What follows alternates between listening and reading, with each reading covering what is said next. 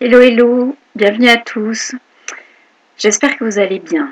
Alors, bienvenue dans cette nouvelle vidéo sur le décryptage des énergies de la pleine lune du mercredi, je crois, 6 septembre 2017, qui aura lieu à 13 degrés 53 minutes dans l'axe Poisson Vierge, à 9h02 heure de Paris, donc 7h02 heure GMT, et donc ça fait 3h02 heure de Québec, ou en tout cas moins 6 heures par rapport à l'heure GMT. Donc ce qui nous donnera un ascendant de cette pleine lune balance pour, je dirais globalement la France, et Lyon pour tout ce qui est moins 6 heures, donc mes amis québécois, et la Martinique aussi par exemple. Donc, qu'est-ce qui se passe pour... il y a plein de choses qui sont bizarrement nouvelles pour quelque chose qui a trait à un mois neuf, c'est-à-dire un mois qu'on peut imaginer en numérologie de fin de cycle. En fait, c'est pas du tout ça. Cette pleine lune, elle arrive, je dirais, en tout début de mois, au démarrage de la Vierge, mais on se souvient que la dernière nouvelle lune, nouvelle lune éclipse du 21 août, elle avait lieu fin Lion. On a eu 3 événements lunaires en Lion, ce qui nous décale, ce qui nous demande je dirais, de revoir. Alors, il y a un basculement énergétique complet. D'habitude, vous avez une nouvelle lune qui démarre, puis une pleine lune qui vient, je dirais, montrer le focus sur quelque chose qui est une même acabit que la nouvelle lune, qui va approfondir simplement le cycle de cette nouvelle lune. Ici, on inverse complètement la polarité. C'est-à-dire, qu'est-ce qui se passe? On a une pleine lune qui arrive avant la nouvelle lune sur la même énergie. Donc elle va faire quoi? Elle va montrer des choses qu'on n'aura pas du tout encore eu le temps de maturer. Et ensuite, elle va nous demander, avec la nouvelle lune, de les intégrer avec les nouveaux repères. Ce qui veut dire qu'on va avoir globalement une accélération encore plus totale de ce qu'on a vécu pour l'instant, qui nous paraît déjà super rapide. Moi, j'ai l'impression de ne pas y arriver. Hein. Et là, on se retrouve encore avec cette pleine lune qui va venir nous dire, donc pleine lune axe Poisson Vierge, qui va nous donner donc le focus sur le poisson, et on va voir à quel point ça peut être compliqué parce que cette lune, elle va être conjointe à Neptune en poisson, donc opposée au soleil en Vierge, et donc on va voir tout de suite ce que ça nous demande. Donc on y est déjà, hein, puisque là je fais cette vidéo et on est dimanche, donc d'ici mercredi on est déjà dans ces énergies qui commencent à apparaître. Simplement, les choses doivent être bien comprises. Habituellement, vous avez une nouvelle lune, c'est-à-dire une conjonction du soleil, des deux luminaires, du soleil et de la lune, qui nous dit globalement, voilà, vous démarrez un cycle, vous démarrez quelque chose, vous démarrez l'énergie, le travail, donc ça va arriver crescendo, il y a des choses qui vont vous apparaître en warning, ça va être un peu, je dirais, petit à petit, ou d'un seul coup un blackout qui est du fait de cette conjonction qui dit ben voilà, c'est ça qui manque. Non, là c'est pas du tout ça. C'est globalement vous arrivez dans une énergie qui est l'axe Poisson Vierge, donc qui est une énergie, je dirais, émotionnelle et qui en phase avec la raison, le terrestre, la Vierge, le quotidien, la terre, etc. La récolte aussi, puisqu'on va après arriver à l'équinoxe d'automne fin septembre, vers le 20, et donc on se retrouve à avoir quelque chose qui est complètement inversé. Donc là, on va avoir le problème, puisque d'habitude la pleine lune, elle dit, bah voilà, ton problème, globalement, il se tourne autour de ça. Donc si tu pouvais travailler ça, globalement, ça serait pas mal. Non, là, il dit pas... voilà, il jette le paquet, il va jeter le paquet en disant, bon bah voilà, maintenant on fait quoi? D'accord, bon, maintenant on fait quoi? Et bien maintenant on va être obligé de prendre sur soi et d'aller chercher très très profond les ressources de ce que vous êtes déjà censé avoir compris, parce que c'est ça que ça veut dire. Ça veut dire si je suis en train d'inverser l'énergie, je commence quelque chose parce que je considère que ça, t'as compris. Donc je monte la marche. C'est ça que ça veut dire. Je vais monter la marche, donc je vais aller plus vite, parce que ça, on va pas revenir 150 fois là-dessus. Donc je monte la marche, et puis là, je te donne directement ce qu'il y a à travailler, tu les travailles, et à la nouvelle lune prochaine, qui aura lieu le 20, je crois, tu intègres directement tes composantes nouvelles. Comme ça, on va gagner un tour.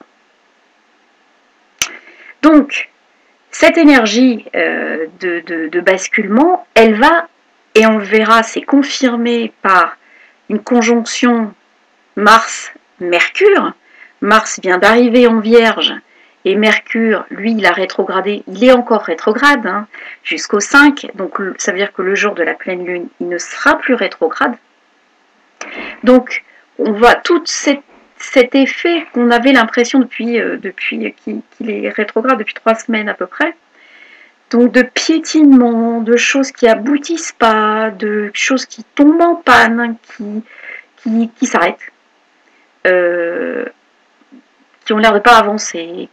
Tout ça d'un seul coup, ça va se remettre à démarrer, mais démarrer avec des demandes d'action, c'est conjoint à Mars, qui est en Vierge, donc dans le signe de Mercure, donc une action logique et ultra rapide. Alors, l'action logique et ultra rapide par rapport à quoi? Eh bien, par rapport à notre pleine lune dans l'axe Poisson-Vierge, et cette lune, elle est conjointe à Neptune. Donc, ça veut dire qu'on est face à une confusion émotionnelle, quelque chose qui nous submerge, un peu effet tsunami, hein, au niveau de l'émotion, au niveau de ce qui peut remonter aussi comme peur et qui normalement, on se pense que ça n'avait plus rien à foutre là. Et ça revient, ça prend de la place et on perd le discernement. Et souvenez-vous ce qu'on voyait dans l'éclipse du 21 août, on nous disait c'est le reflet, souvenez, le pendu et le monde. Et bien c'est exactement ça, c'est-à-dire qu'aujourd'hui, avec cette pleine lune, on va nous demander de traverser le reflet. Mais on va nous donner la possibilité de le faire avec cette conjonction Mars-Mercure. Donc le Mercure en Lion, donc lui déjà il est bien punchy. Le Mars en Vierge qui lui va suivre ce que son mental va lui dire et va lui déterminer. Donc on n'est pas sur quelque chose qui va être pas réfléchi. Au contraire, Mars en Vierge, il va planifier. Ça va être chirurgical le truc. Mais il va agir. Et il va agir dans le bon sens. C'est-à-dire qu'il va normalement suivre la logique, être cohérent et être rationnel. Et c'est ce qu'on lui demande. Parce que globalement, la confusion émotionnelle, elle est là pour nous dire, voilà, ça tu l'as déjà vécu 150 fois, ça te prend la tête, ça passe par-dessus, mais tu as déjà travaillé ça.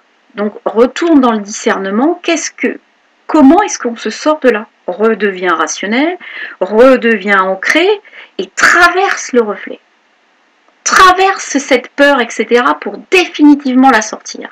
Et c'est ce qu'on va nous demander maintenant. C'est-à-dire qu'on va nous demander de récupérer le discernement dont on a fait preuve déjà plein de fois, et sur parfois ces mêmes sujets, pour pouvoir sortir d'une confusion émotionnelle qui va même aller jusqu'à la conjonction, je dirais, Lune-Neptune.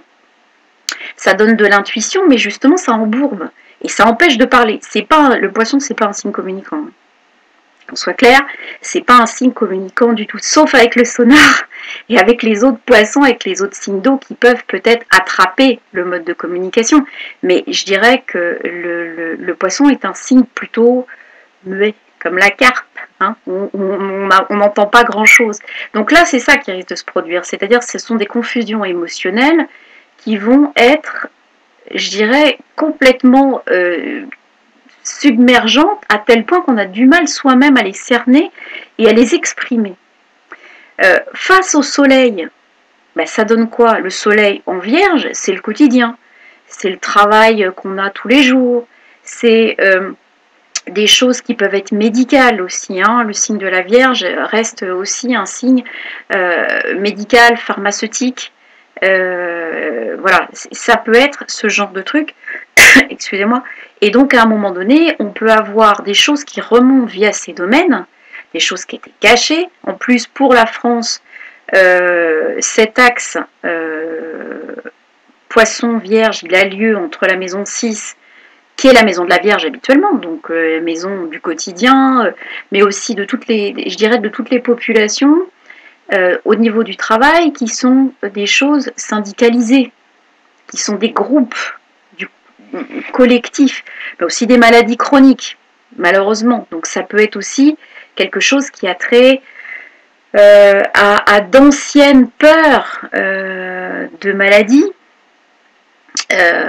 dans des choses qui sont liées au corps, vous voyez, aux soins du corps, l'aspect médicamenteux aussi, des choses qui peuvent vraiment aller chercher des peurs que vous avez eues il y a très longtemps sur voilà, certains trucs de médicaments. Par exemple, vous êtes sous traitement, hop, ça va vous remonter et d'un seul coup, vous allez vous dire mais c'est quoi ce truc quoi? Ça revient d'où? Et tout ça, en fait, ça vous demande d'utiliser vraiment ce mercure qui va se réactiver plein pot de façon très rapide, parce que Mercure en Lion, c'est quand même pas, c'est un Mercure qui a envie d'exister, c'est un Mercure qui a conscience de l'unité, qui a conscience de ce qu'il est, je dirais de son apparence, de son rayonnement. Mercure en Lion, il rayonne. Il rayonne avec sa conjonction Mars en Vierge, qui va piloter, Poisson pilote, il va lui dire là tu fais ça, là tu fais ça, là tu fais ça. Et c'est quelque chose qui va paraître planifié, raisonnable, cohérent. Et donc c'est quelque chose qu'il faudra faire, parce que c'est quelque chose qui va nous permettre de sortir de ce reflet, de cette espèce de brume Lune-Neptune, qui finalement va peut-être nous angoisser et nous remonter pour nous empêcher de nous exprimer jusqu'au chakra de la gorge. D'ailleurs, Vénus est également en Lion, donc elle va subir peut-être aussi les mêmes énergies que Mercure, même si elle est très très loin, pas du tout dans le même secteur. Elle est quand même, elle, concernée par, on le verra, un autre, mais de façon bénéfique, par d'autres parts d'ombre qui doivent être exprimées. Et donc, elle peut aussi vouloir, je dirais, montrer au niveau de l'apparence, de l'unicité, du soin au corps, de l'amour global, puisque le lion, on est vraiment dans quelque chose qui est désintéressé et qui est très généreux. C'est l'aspect généreux aussi des choses qui est ouvert avec cette maison 6, cette maison 12 où on relève les choses cachées. Il y a aussi un côté solidaire. Il y a un côté... Alors la maison 6 aussi, je suis en train de me dire que c'est les animaux. Donc on aura peut-être aussi des choses qui vont avoir trait à des causes animales qui peuvent aussi commencer à germer. Vraiment des choses qui peuvent être qui vont demander en tout cas des actions de notre part pour pouvoir être réharmonisées. Donc cette conjonction Mercure-Mars, elle est aussi pas loin du nœud nord.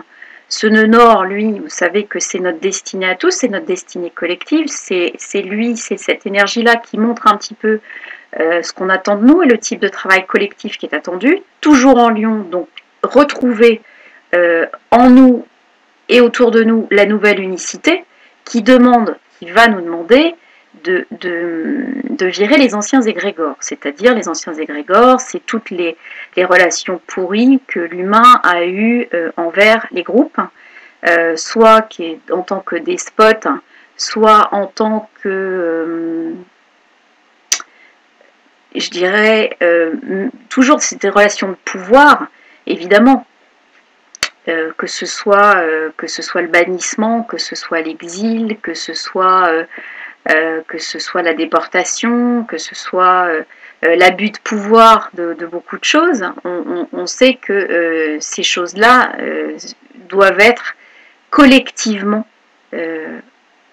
désactivées hein, c'est le mot qui me vient, pour pouvoir justement accéder à la nouvelle unicité qui, elle, évidemment, n'en veut pas. Donc ça veut dire un certain nombre de prises de conscience, ça veut dire aussi un certain nombre de choses qui peuvent apparaître et qui peuvent être très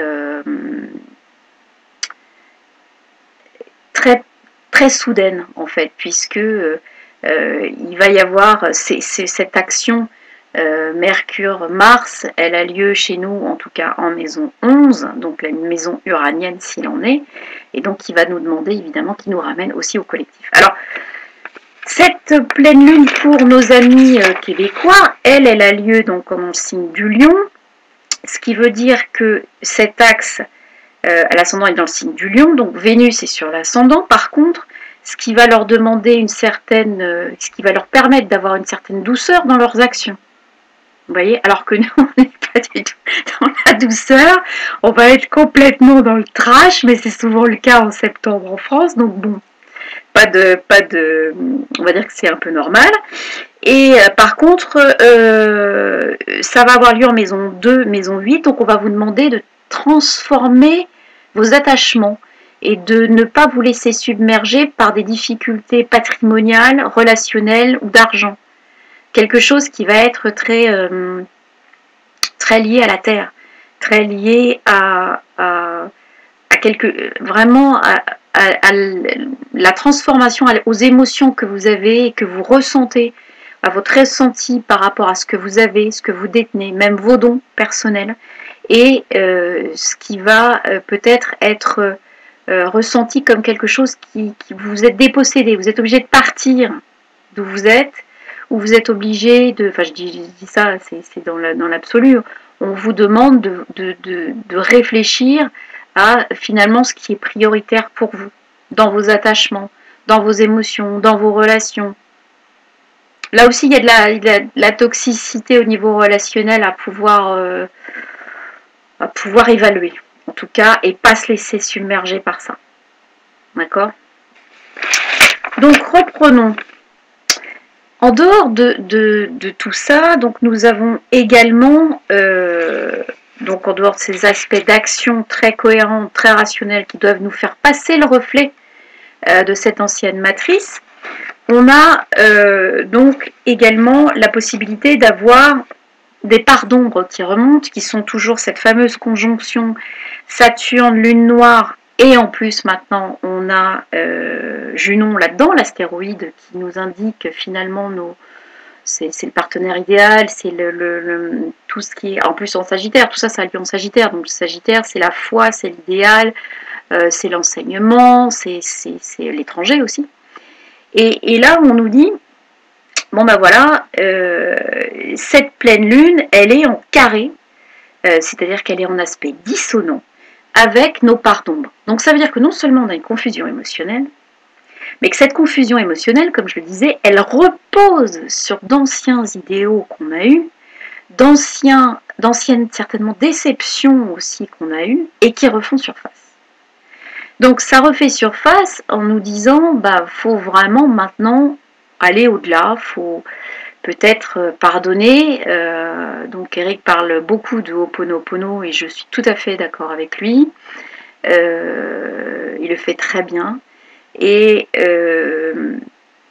vraiment, on a la possibilité je dirais, d'évacuer ces pardons. Alors, c'est pas forcément dans la facilité, hein, parce que les aspects dissonants comme le carré, ça peut être la tête de gondole hein, du problème. Hein, donc, une vraie part d'ombre qui remonte, que vous aviez l'impression d'avoir travaillé, ou en tout cas qu'il s'était complètement éclipsé de votre vie à tel point que vous avez dit bon ben voilà, ça c'est traité, c'est fini, c'est out.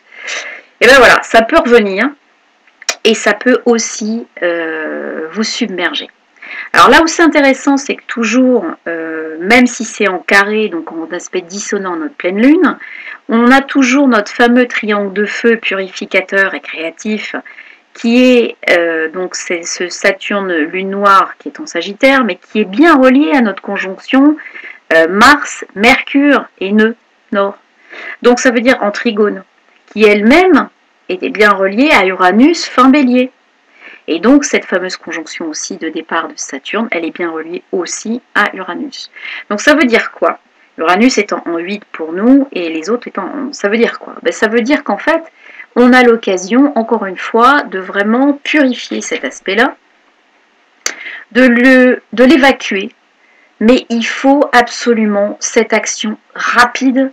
Ça peut être avec cette conjonction Mercure-Mars, ça peut être super rapide. Hein. Là, je pense qu'on est vraiment avec ce trigone Uranus, on est vraiment dans le quantique entre guillemets, c'est-à-dire que c'est quasiment instantané votre truc.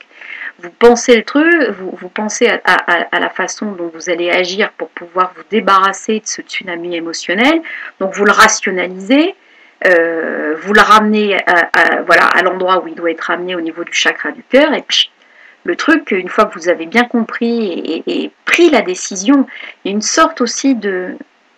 Avec ce Mercure en Lion qui est conjoint Mars en Vierge, je trouve qu'il y a une histoire de... Peut-être aussi une... Surtout qu'il est bien relié à Jupiter, c'est comme s'il y avait une histoire de décision d'action rapide, un truc où on se dit, bon c'est bon là, ça va, stop, maintenant je décide de, je choisis de, un peu comme on dit en EFT, où je choisis d'être clair avec moi-même, je choisis d'être juste avec moi-même et de ne plus subir tout ça. Voilà.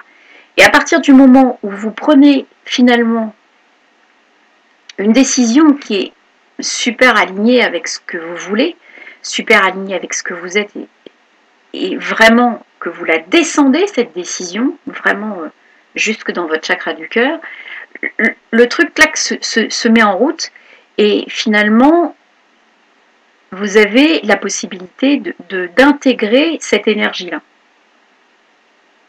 Donc de passage à autre chose et de décision claire de vous vis-à-vis de vous-même en fait.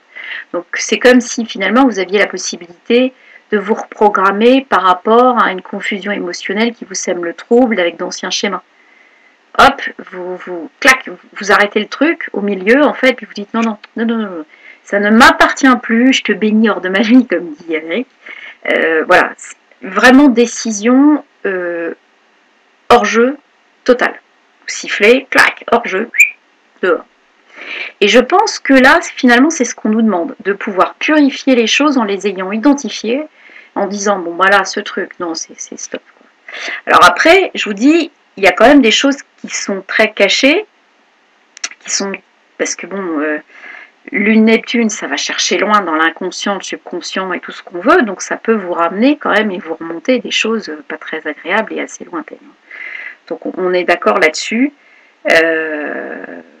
Voilà. Maintenant, on a des bons aspects malgré tout de Pluton qui va aller, qui fait un joli trigone et un sextile à notre pleine lune.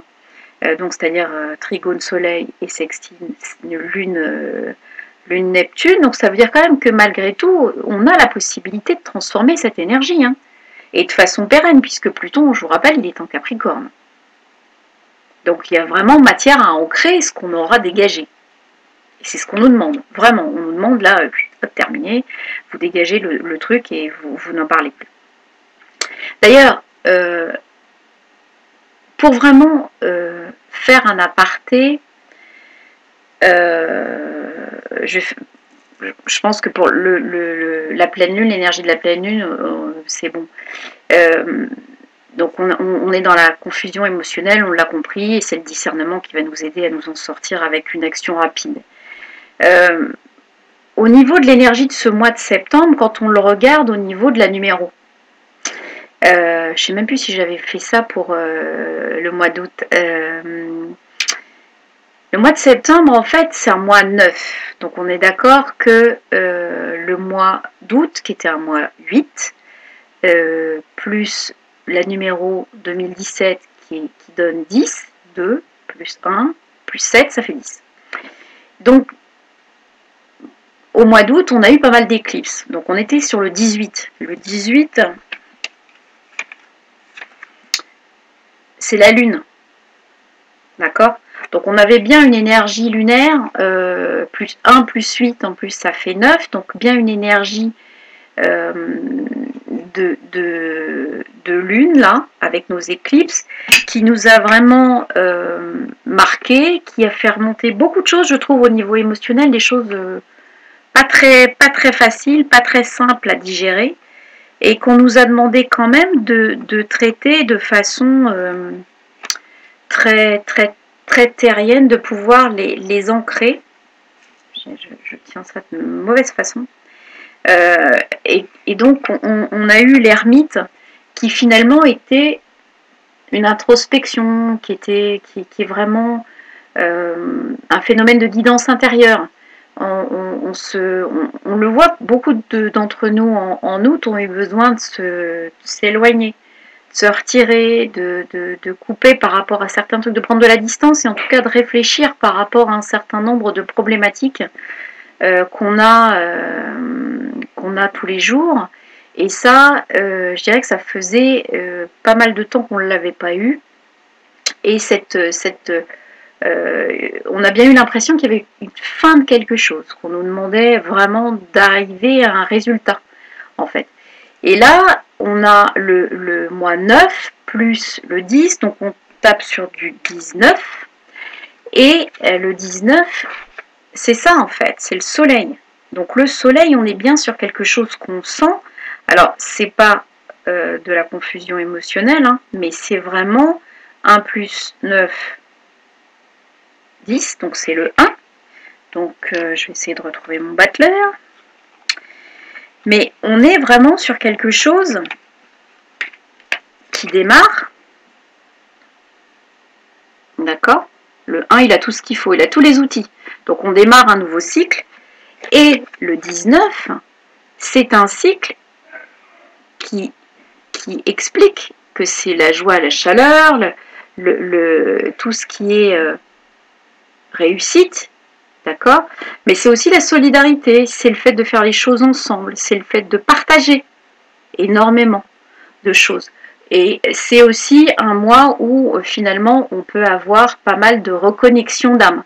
Je reste toujours persuadée que là on est vraiment dans cette histoire de reconnexion d'âme et de famille d'âme qui s'agrandit et qui, avec toutes les petites gouttes du soleil, qui nous permet de nous reconnaître et de nous reconnecter les uns les autres sous cette même lumière. Donc on a vraiment la lumière qui vient à nous pour ce mois de septembre et qui nous dit, ben voilà, unissez-vous, travaillez ensemble et vous allez pouvoir commencer un nouveau cycle avec vos nouveaux outils, vos nouveaux groupes, et puis vous allez pouvoir déterminer ce qui est important pour vous et comment vous souhaitez le commencer. Donc, on est vraiment sur quelque chose qui, effectivement, quand on voit qu'on commence par la pleine lune et ensuite on va aller vers la nouvelle lune, on est bien sur la même chose au niveau du basculement énergétique. On est sur un mois 9 qui devient un mois 1, finalement. Et donc, on a vraiment une énergie de commencement, de démarrage, de mise en route de quelque chose, d'un nouveau cycle, d'une nouvelle peut-être façon d'utiliser l'énergie, qui va finalement nous demander pas tant d'adaptation que ça, simplement l'idée d'être en phase avec nous-mêmes, en phase simplement juste avec ce qu'on dit, puisqu'on voit que la confusion émotionnelle va nous éloigner totalement de ce que l'on est, voire nous faire faire tout un tas de trucs complètement absurdes et qui n'ont rien à voir, jusqu'à ce qu'on comprenne que c'est de notre discernement qu'il s'agit, et que c'est vraiment lui qui nous permet de tracer la route, c'est-à-dire vraiment l'alignement intérieur qui va nous permettre de tracer la route. Tout simplement. Alors, je regarde sur le niveau astro, j'ai oublié des trucs, qui est tout à fait possible. Ah oui, la position de Jupiter, qui est toujours en balance, donc qui est plus ou moins très opposé à Uranus aussi dans ce cadre-là, et carré Pluton, mais je dirais sextile notre belle conjonction Mars-Mercure et les parts d'ombre du Saturne. Donc lui, il est bien sur son aspect libérateur, lui. Donc on est toujours dans cette optique où on voulait libérer les parts d'ombre, passer au travers du reflet. Jupiter nous dit, bah oui, oui, il y a un équilibrage. Jupiter opposé Uranus, on est d'accord que c'est sur un équilibrage quasiment quantique, c'est-à-dire un équilibrage énergétique fort de conscience. Uranus, c'est la pleine conscience. Donc comment équilibrer cette pleine conscience avec corporellement, avec harmonie, Jupiter est en balance, aller chercher l'harmonie, l'équilibre dans la pleine conscience. Donc on est toujours dans un phénomène de discernement, mais qui est un discernement intérieur. Alors,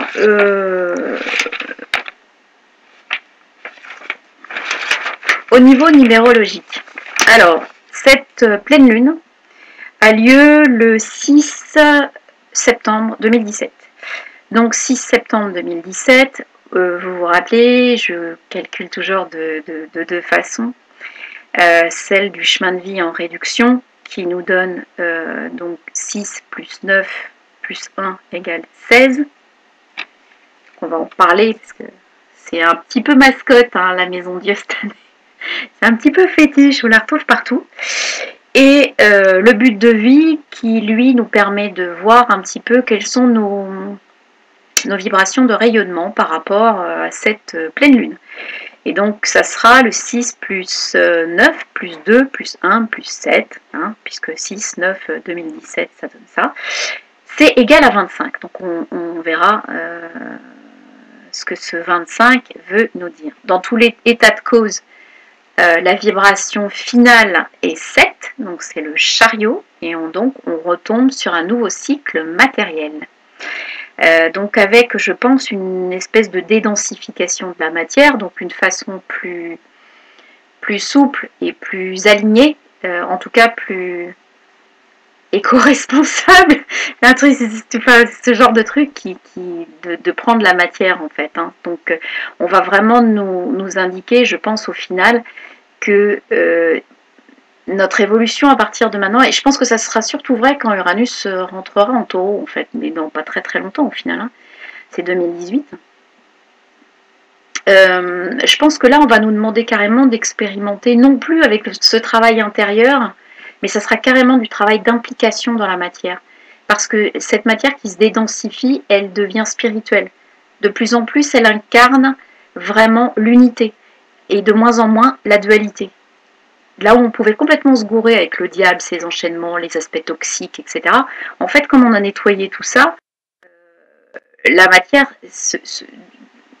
a enlevé, enfin, on y a enlevé en tout cas un certain nombre de vibrations, de fréquences basses. Et donc maintenant, elle devient aussi un support super efficace, super pragmatique pour pouvoir transformer nos énergies intérieures et pour pouvoir vraiment les rendre spirituelles. Et je pense que c'est ça qu'on commence à voir ici.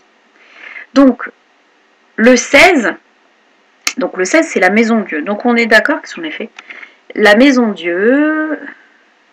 D'accord ? On est toujours sur notre histoire de tour de Babel. D'accord ? De révélation.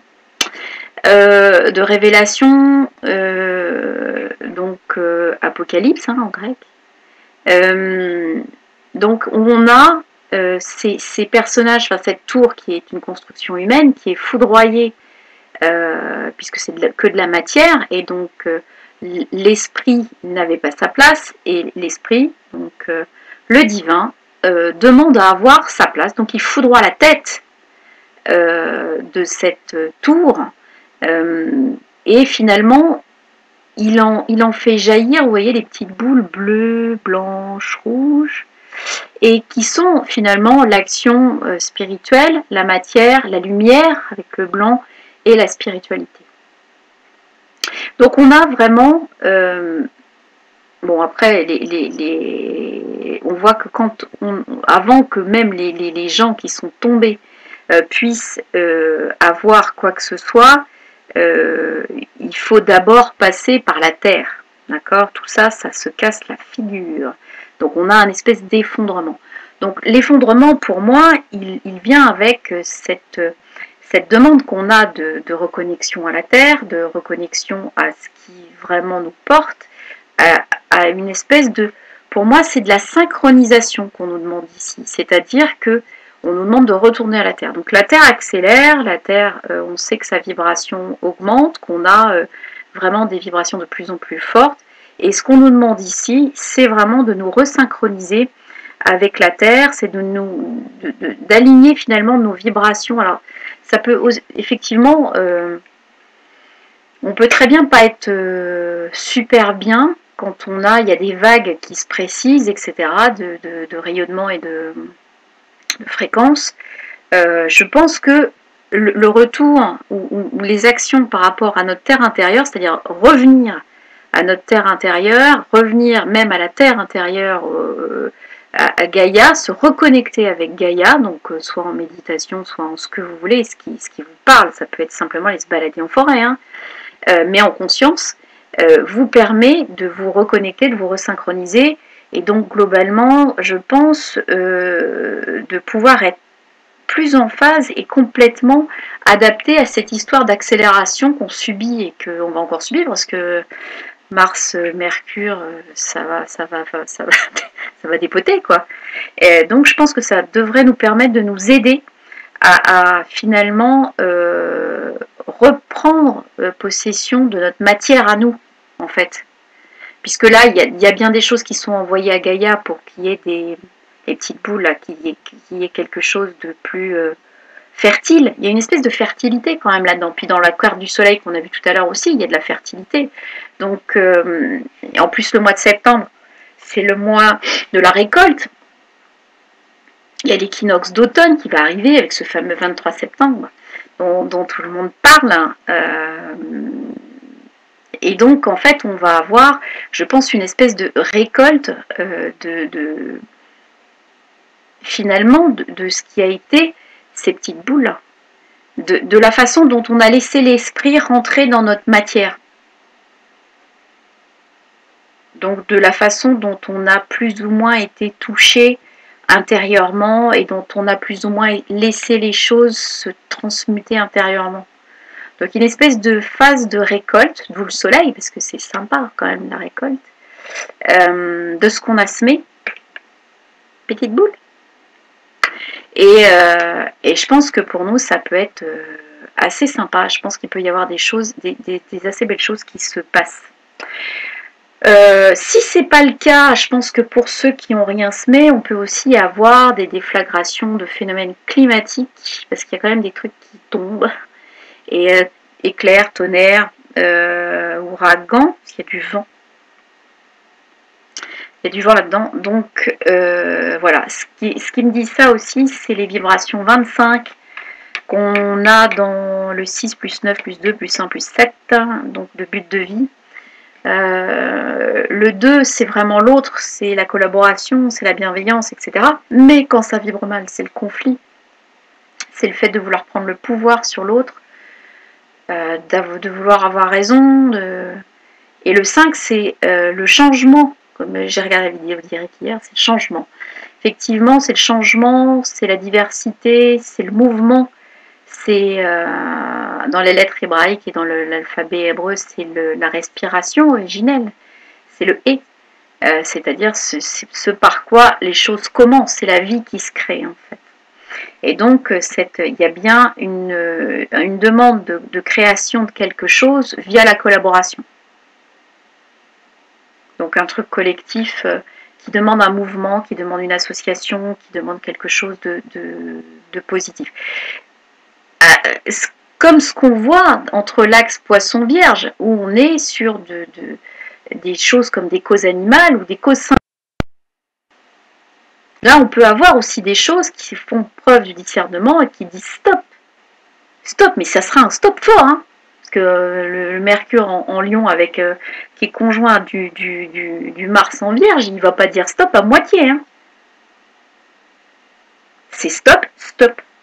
Donc, on a quelque chose qui est de l'ordre, je vous disais, de la prise de décision. Vraiment quelque chose qui va descendre intérieurement, qui ne va pas rester au niveau intellectuel, c'est ça que je veux dire. Le Mercure en Lion, il parle au cœur. Hein. Le Lion, ça reste quand même le soleil, ça reste le cœur, c'est pas que l'ego. Donc on a vraiment quelque chose qui est de cet ordre-là. Donc là, on a, je dirais, la possibilité d'avoir soit deux énergies différentes, des énergies qui frappent pour aller chercher quelque chose au niveau climatique et extérieur, des énergies justement qui récoltent des choses où finalement la semence a été faite avant. Le 16, pourquoi je dis ça aussi, c'est que le 16, c'est vraiment 4x4. Donc on est sur la matière, c'est l'empereur. Donc une notion de territoire. J'aime beaucoup comment parle Naïd Kaba souvent de cette notion de l'empereur et du territoire de l'empereur ou de l'impératrice. Mais de cet empereur qui peut parfois, voilà, qui symbolise la construction, la matière, les limites. Et les limites, c'est vraiment les frontières, le territoire, c'est vraiment tout ça. Et donc là, on a quelque chose d'hyper rigide. Donc ça veut dire qu'on est bien sur de la matière hyper rigide qui demande à être dédensifiée pour pouvoir être traitée au niveau spirituel. Donc on est vraiment là-dessus. Et si on analyse encore plus finement le 16, on est sur du 2x8, donc toujours de la collaboration karmique à ce moment-là, avec la justice qui, elle, va trancher. Donc on est vraiment dans quelque chose où, cette fois-ci, on tranche, on ne laisse plus les choses dériver dans des mauvaises directions. On est juste. Voilà. Il y a une espèce de pas que de la justice, il y a vraiment de la justesse qui peut être vis-à-vis de soi-même, vis-à-vis des autres, voilà, et qui peut être très très très importante à exercer. On parle encore ici de pouvoir de décision. Cette alliance de Mars et de Mercure. Donc, ce plan psychologique interne qui nous permet de récolter et ce plan physique externe vont évidemment bien pouvoir fonctionner de toute façon ensemble. Et il y a bien la possibilité de certaines personnes qui auront conscience de tout ça, d'aller chercher les autres pour pouvoir avancer et puis, je dirais, se libérer. Pour accéder à quoi ? Pour accéder au chariot. Le chariot qui est le triomphe par la maîtrise des deux chevaux qu'on voit en bas, donc qui sont les pulsions et les émotions, donc rebelote sur nos émotions du démarrage. On est sur quelque chose qu'il faut maîtriser, mais qui donne l'accès à une nouvelle matière, à une nouvelle ère, à un nouveau triomphe. Il y a une couronne. Donc on a couronné une nouvelle action, parce que c'est le chariot, c'est du mouvement, c'est du déplacement, on avance. C'est pas une lame statique comme la justice, d'accord ? On avance vraiment, vraiment, vraiment. On avance sur l'équilibrage, la maîtrise dans l'aspect matériel.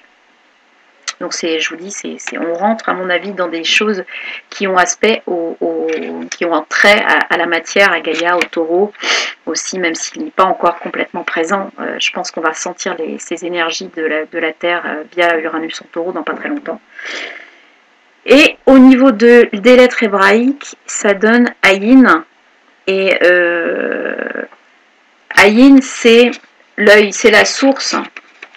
C'est la façon de voir ce qui est bon pour nous. C'est le discernement. Hein. On va être clair, on retombe sur notre discernement, on ne voit pas bien. C'est vraiment l'action au milieu de cette espèce de Y. On a la lumière qui jaillit. Donc on a vraiment du discernement dans l'aspect nébuleux et une conscience de l'unité. Malgré tout, c'est exactement cette vibration, c'est garder votre discernement en ayant conscience de l'unité et agissez en conscience de l'unité. C'est aussi, comme c'est l'œil, c'est bien garder, quand il vous arrive quelque chose, conscience de ce qui vous arrive. Donc, il y a parfois une nécessité de changer très très vite de point de vue pour voir et retrouver votre discernement, c'est super important.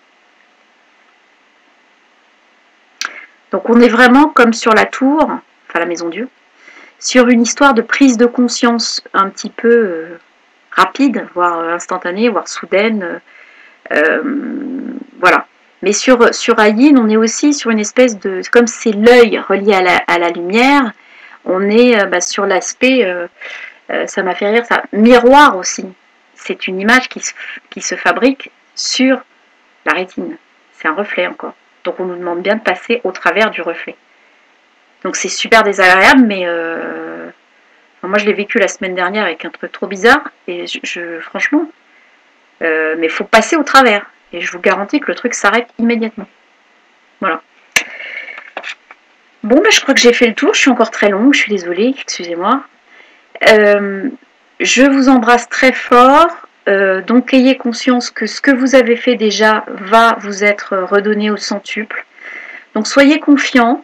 On avance, nous qui avons pas mal souffert et qui continuons à pouvoir à garder un petit peu la foi et travailler de façon permanente, eh bien on va avoir quand même des choses qui vont nous être redonnées et des certaines facilités de communication et de compréhension. C'est l'impression que j'en ai en tout cas. Donc je vous embrasse très fort, prenez bien soin de vous et puis je vous dis à très bientôt pour une prochaine vidéo.